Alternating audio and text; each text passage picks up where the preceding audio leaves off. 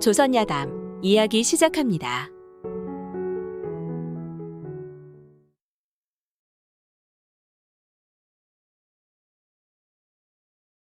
옛날 옛적 어느 고을에 두 형제가 살았습니다.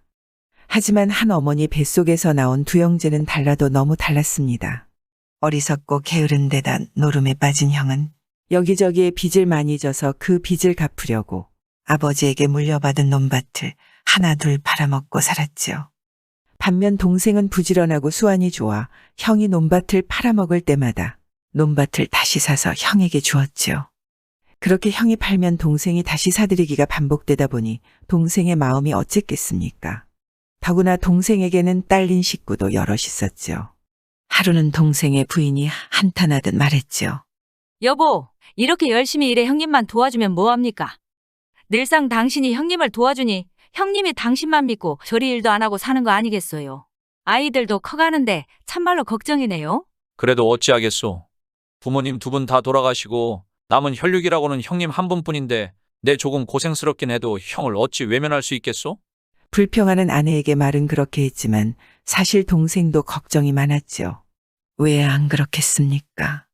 아이들은 커가는데 밑빠진 독에 물 붓기식으로 형을 챙기다 보니 힘에 부쳤습니다. 그날 저녁 거나하게 술이 취한 형이 대문을 열고 들어왔습니다. 분명 오늘도 투전판에서 돈을 잃고 속이 상해 술을 진탕 먹고 들어오는 것이었죠. 안 그래도 낮에 부인의 투정이 신경 쓰였던 동생이 형을 보니 속이 상했습니다. 그래 오늘은 못 참겠어 형에게 볼멘 소리를 했지요. 형님 오늘도 투전판에서 돈을 잃으시고 이리 취해 오신 것입니까? 또 얼마나 돈을 잃으셨을지 모르겠지만 저도 이제는 더 이상 형님 뒤치다꺼리 하기에 힘이 부칩니다. 자꾸 이러시면 저도 따로 살림을 내어 나가 살아야 할 것 같습니다. 동생의 짜증 섞인 소리에 화가 나 형이 말했죠. 무엇이라고 내가 지금 형한테 뭐라고 짓거리는 게냐? 그래 어디 한번 내 식구들을 이끌고 나가 살아보려무나. 집도 절도 없이 어디서 머슴질이나 하고 살면 되겠구나. 에이 배은 망덕한 놈 같으니라고. 배은망덕이라니요. 동생은 그 말에 화가 치밀어 올랐습니다. 여태껏 게으르고 노름에 빠진 형의 뒤치다꺼리 하느라 제 식솔들도 제대로 건사하지 못하고 살아왔는데 동생은 그 소리에 기가 차고 화가 나 다음 날 아침 식구들을 이끌고 집을 나왔습니다. 수중에 가진 돈이라고는 집 한 칸 마련할 돈도 되질 않았지요. 집을 나선 동생 가족은 정처 없이 떠돌다 어느 고을의 대궐 같은 기와집 앞에 이르렀습니다. 뒤에는 산이 병풍처럼 둘러쳐져 있고 앞에는 강물이 유유히 흐르는 명당이었지만 집안은 텅 비어 있었습니다. 이웃 사람들에게 물어보니 10여 년 전 이 집에 홀로 살던 영감이 죽고 난 뒤 이사 오는 사람들마다 모두 죽어나가 그 이후로는 아무도 살지 않는 흉가라고 했지요. 동생네 식구들은 당장 오갈 데가 없으니 흉가라도 살아야겠다 싶었습니다. 그래 수소문해 보니 이웃 마을의 옛 주인의 팔촌 친척이 살고 있었습니다. 동생은 그를 찾아가서 그 집을 사겠다고 했지요. 가진 돈은 적지만 돈을 더 원하시면 열심히 일해 다음 해에 갚도록 하겠으니 이 집을 제게 파시면 안 되겠습니까?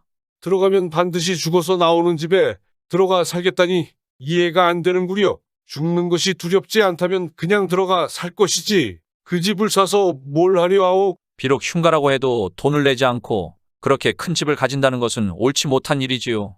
동생은 고집을 피워 결국 가진 돈을 모두 주고 그 집을 사고 집 문서도 만들어 받았습니다. 그러고는 흉가라니 걱정은 됐는지 일단 가족들은 다른 곳에서 머무르게 하고 혼자만 그 집으로 들어갔습니다. 방 하나를 깨끗이 청소한 뒤 밤에 불을 밝히고 앉아 있는데 마당 쪽에서 신발 끄는 소리가 들려왔습니다. 그러더니 조금 뒤 누군가 방문을 열고 얼굴을 쑥 들이밀어 물끄러미 바라보다가 문을 닫고 사라졌습니다. 동생은 순간 등골이 오싹하고 식은 땀이 줄줄 흘렀습니다.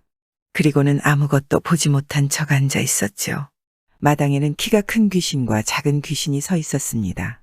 큰 귀신이 작은 귀신에게 물었죠. 방 안에 사람이 있더냐?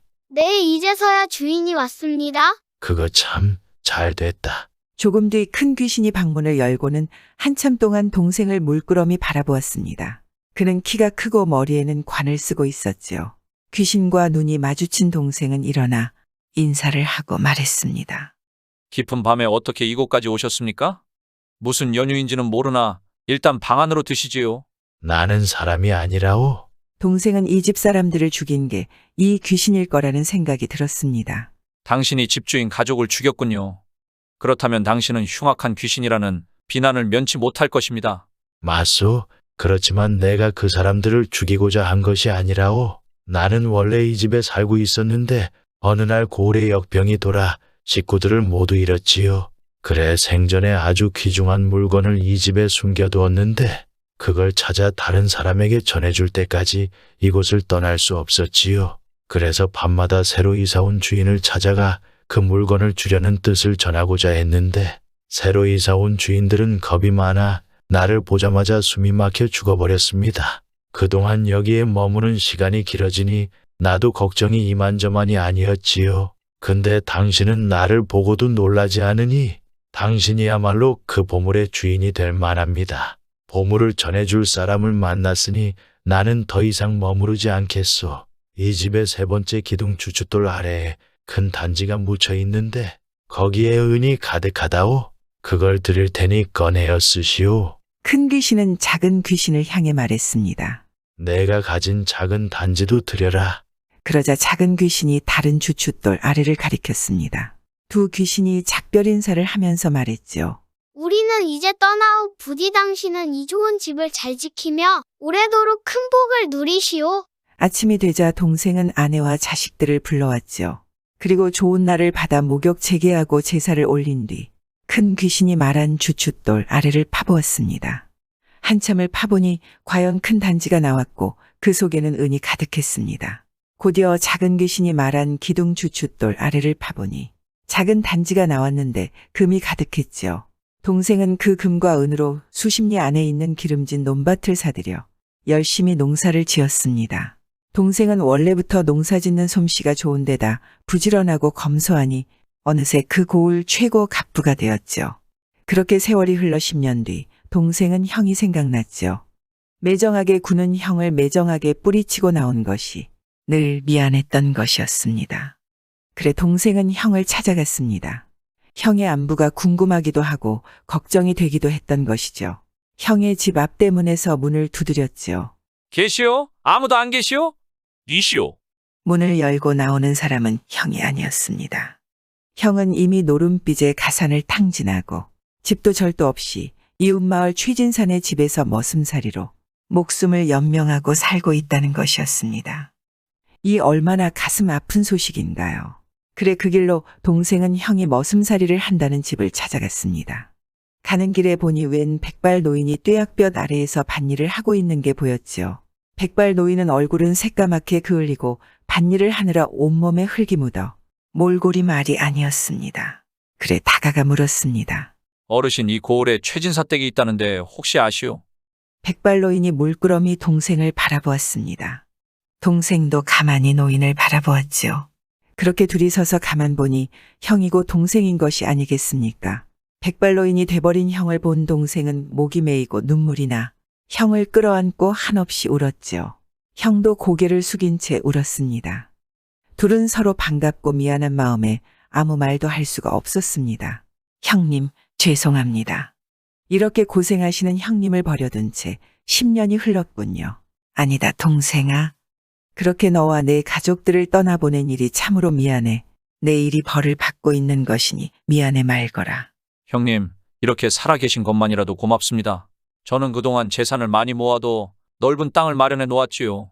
형님과 제가 함께 그 땅을 경작하면서 조상 제사를 잘 모시면 좋겠습니다. 그리하여 그날로 형을 모시고 간 동생은 형과 함께 기름진 논밭을 가꾸면서 행복하게 살았다 합니다. 한부모 아래 태어난 자식인데 일이 다를 수 있나요? 그렇게 서로 다르니 아무렇지 않게 주고받는 말에 서운하고 또 멀어지고 하는 게 아닐까요? 멀어진 서로를 용서하는 데는 10년이라는 긴 세월이 필요한가 봅니다. 10년이라는 세월이 걸리기 전에 서로를 인정하고 존중한다면 멀어질 일도 없지 않을까요? 구독과 좋아요와 함께 오늘도 좋은 날 되세요.